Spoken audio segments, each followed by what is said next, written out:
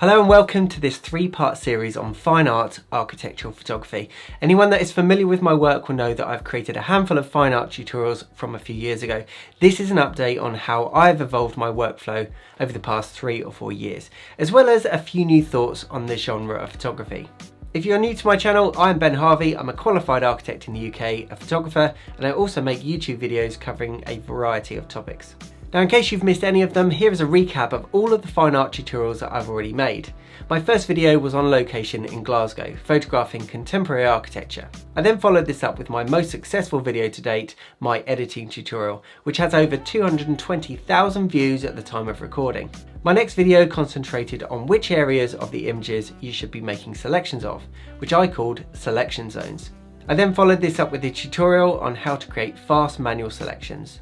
I then created an introduction to the Artisan Pro panel, a plugin created by Tjintjelaar, who I'll talk about in a minute. Then I created a tutorial on outsourcing your selections, again a service created by Joel, followed by a tutorial on the Quick Mask Pro panel. Next up, I made a video that covered all of the resources that were available at the time for anyone looking to get into this genre. And finally, my last video on the subject, published 3 years ago, was creating fine art imagery on a budget. I won't ruin the video for those that haven't seen it, but there is an awesome twist at the end. You should check it out. So onto this new series where I'll be starting with 3 videos named Where, Why and How. This first video, which you've clicked on, is called Where, which is on location and follows me capturing the images. The second video will cover the why. This is the decision making in why I choose to edit the images the way that I do. And finally, the third video is how, a step-by-step guide on how I edit one of my images from start to finish. Now, before I hand over to the younger me in London, I just want to make it clear that everything I'm sharing with you in this tutorial and all of my previous videos has been learnt from Joel Tjintjelaar. He created this genre. He continues to develop new tools such as the Artisan Pro panel that I use to edit all of my images. He's created new vocabulary to help describe his methods and continues to innovate like nobody else. He is the master of fine art architectural photography. The videos that I'm creating are simply a taster of what can be achieved in this genre of photography, and if anybody wants to advance their skills, then I would recommend that you attend one of Joel's workshops, seminars, or learn from his abundance of literature and educational content. It's important to note that there are no quick hacks, magic plugins, or any sort of AI that will catapult your progress in fine art architectural photography. It takes a lot of time and dedication to create these images, and if you stick with it, you will be rewarded with incredible results. One final comment before we head to London. I visited at the same time that the Landscape Photographer of the Year exhibition was taking place, and I was accompanied by Louise Welcome, who just happened to be highly commended. However, due to the length of the time that it's taken me to edit all of these images, the exhibition is no longer on. So don't visit Waterloo Station expecting to see the images. They've gone. Okay, let's get on with the video. Over to me in London.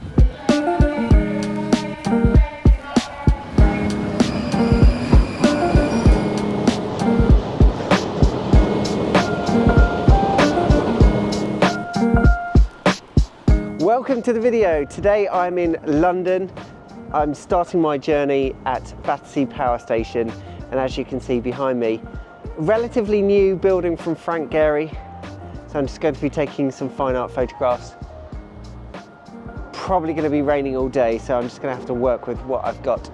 You can probably tell if I point the camera upwards, very little interest in the sky today, so unfortunately there is no point in doing any long exposures because there is no detail in the sky. So I might have to do a bit of sky replacement. I'll find out later. Look at this though. I've never seen a Frank Gehry building in person, so this is awesome.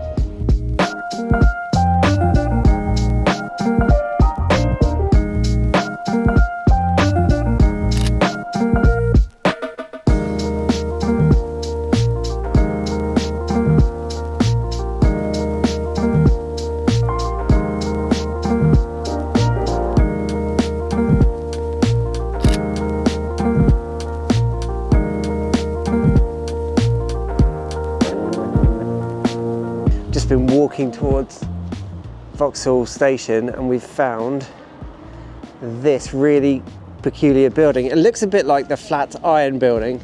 It's just this really sharp building on the corner.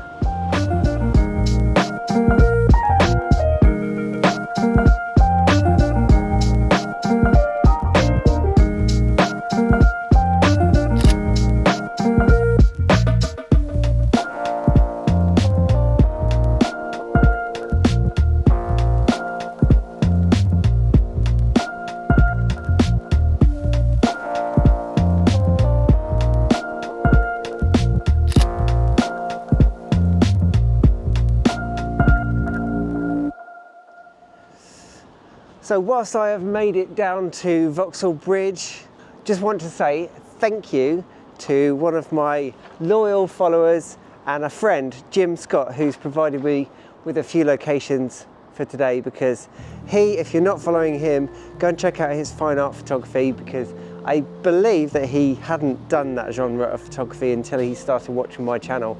So Jim has provided me with a few locations, such as this building here. I think I found a composition I like. I think there's a shot in there like that.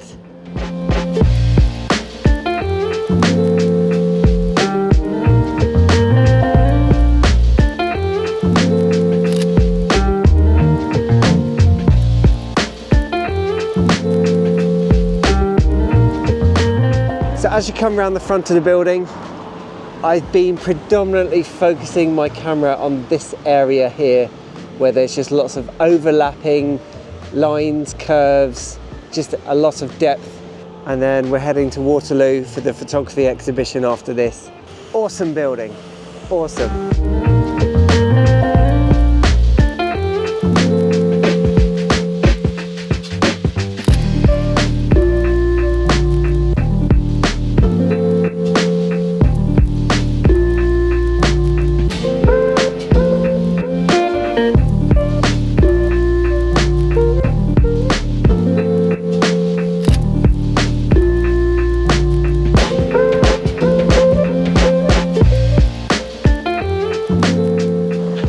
How are we feeling about seeing your work printed big at a train station?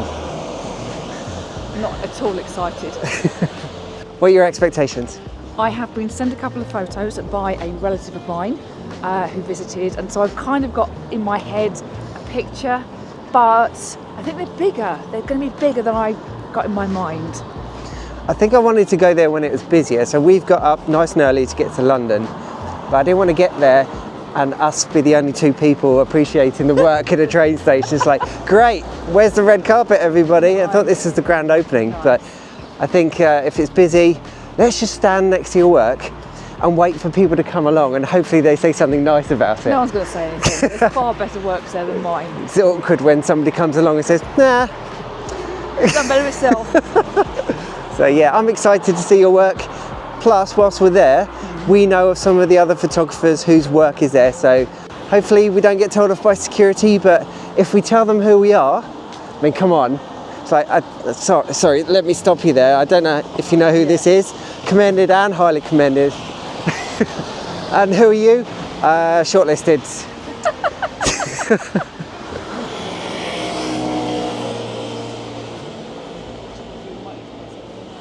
Okay, so this building beside me and above me is part of Graphite Square.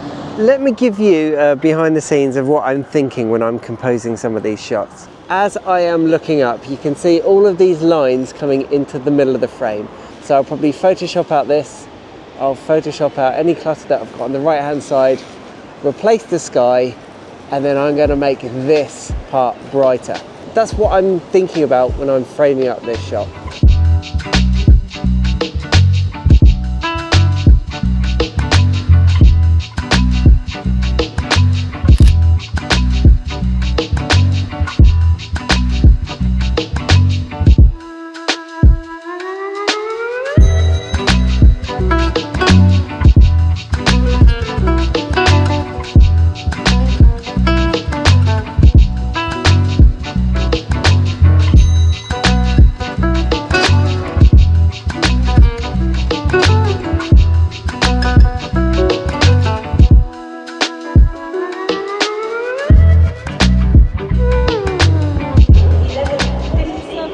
You found it?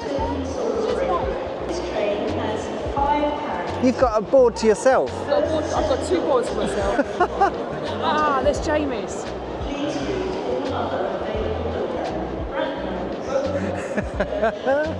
Can I get your autograph, please? Shut up, Ben. That looks so good printed, doesn't it? So if you can hear me, a few people that I know, this is Jamie Fielding's image. Fantastic. I was there at the award ceremony when he found out that this was commended. Commended? Highly commended. Apologies, Jamie. We've obviously got Louise's photograph here. Another one of Louise's photographs over here. This image is by Lloyd Lane. This has been in quite a few of my videos. This one is by Alex, who we bumped into shooting bluebells last weekend. Got another image here by a lady called Chris, who I bumped into at the award ceremony. This looks incredible.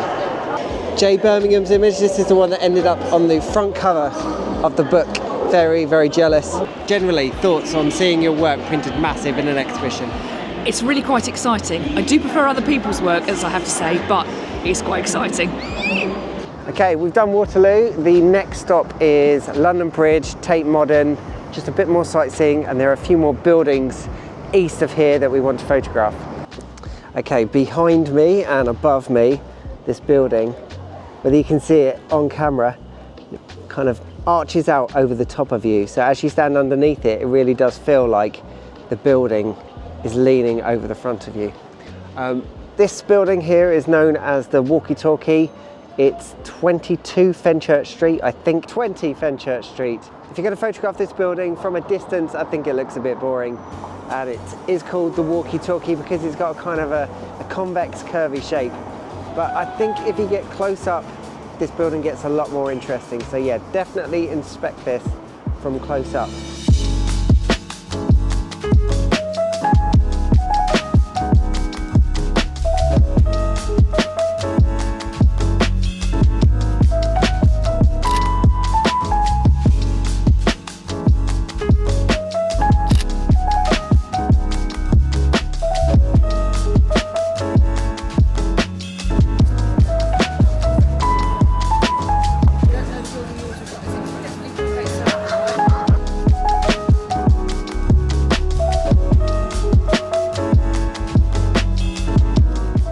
Another great recommendation. Thank you, Jim. I was not expecting this. This is cool. When you look at the photographs of this that Jim sent to me, I couldn't really understand the scale of things. And I thought, why doesn't that building have any windows in it? But it could be an absolute skyscraper. Now that I've got here, it's 4 stories, maybe 5 stories. So, wow, what an illusion.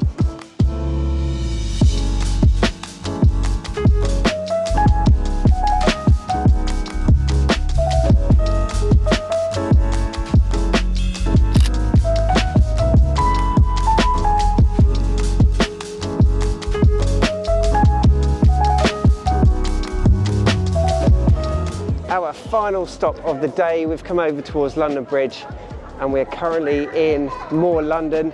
So if you've never been to More London before and you're looking to photograph architecture, there are loads of images in a very short, small space here. So for starters, you can be in this alleyway, photographing towards the Shard. If you come over this side, you can see the Shard without being obscured by other buildings. If you come into the middle, then essentially you're surrounded by 1, 2, 3 buildings. This is quite a famous composition. You'll see here, many people have photographed this.